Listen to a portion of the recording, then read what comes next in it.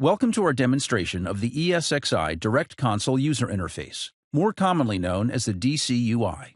To begin, we first connect to the vSphere host console. In the top half of the screen, we see information about the ESXi version, along with some hardware characteristics of the host. In the bottom half, we see the host name and IP address, along with two options: F2 to customize the system and view logs, and F12 to shut down or restart. Let's begin by pressing F2. Log in. Here we will use the root user account with the password that was set during the installation. After logging in, we see the list of available configuration options. We can change the password by selecting the Configure Password option. Here, we specify the old password, type the new password, and then verify this password. We can also configure the lockdown mode, which is a special mode used to limit direct access to the host. When lockdown mode is enabled, we prevent access to the DCUI and require users to manage the host through vCenter server. We select the option and then use the spacebar to enable and disable lockdown mode on the host.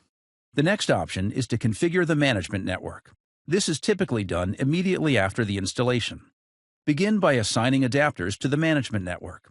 Assigning multiple adapters is recommended in order to provide redundancy, but only one is required. We also have the option to set the VLAN ID, and in case we are not using VLANs, we can leave the value empty. Next, let's set the IP address. We have the option to use DHCP or to set a static IP address. If we use DHCP, we need to configure static IP reservations on the DHCP server.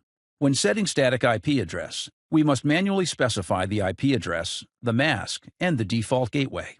In both cases, the IPs need to be added to DNS with both a forward and reverse lookup record. Going to IPv6 configuration, we can enable IPv6 and configure it with the options available. One thing to note here is that if you enable or disable IPv6, it will trigger an automatic reboot of the host. So, we need to be careful, because we do not get any warning before it restarts the host. Let us now configure the DNS settings. Here we specify the IP address of our primary and alternate DNS servers, along with the hostname of our vSphere host. The last option we see is to configure additional DNS suffixes. We go ahead and provide the DNS suffixes. Next, we have the option to restart the management network. We do this by selecting the option and then pressing F11, and we see that it stops and then restarts. Next, we go to the test management network. Here we see that it pings the local gateway along with the IP addresses of the DNS server, and then performs a resolution on the host name. If any of these tests fails, we will need to investigate and correct the problem. Let's go to Network Restore options. If a host ever becomes disconnected from the network, we can use this option to restore network connectivity.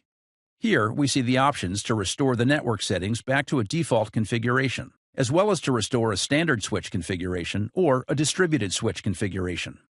Next, we have an option to change the keyboard layout. Simply select the appropriate layout for the keyboard type. Here we see the troubleshooting options, where we can enable and disable the ESXi shell and SSH services on the host. If we enable the ESXi shell or SSH services, we also have the option to set timeouts to ensure that the services do not get left on indefinitely, as well as to automatically terminate unattended shell sessions.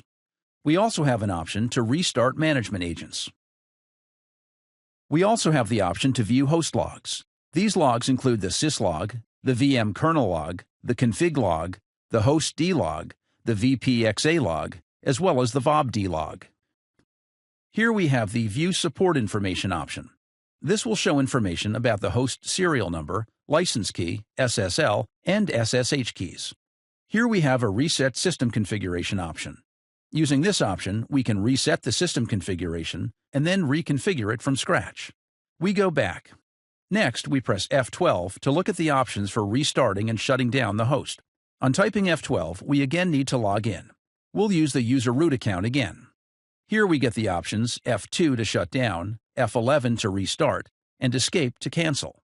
Using these options, we can restart a host or shut a host down. We press Escape to exit back to the main DCUI window.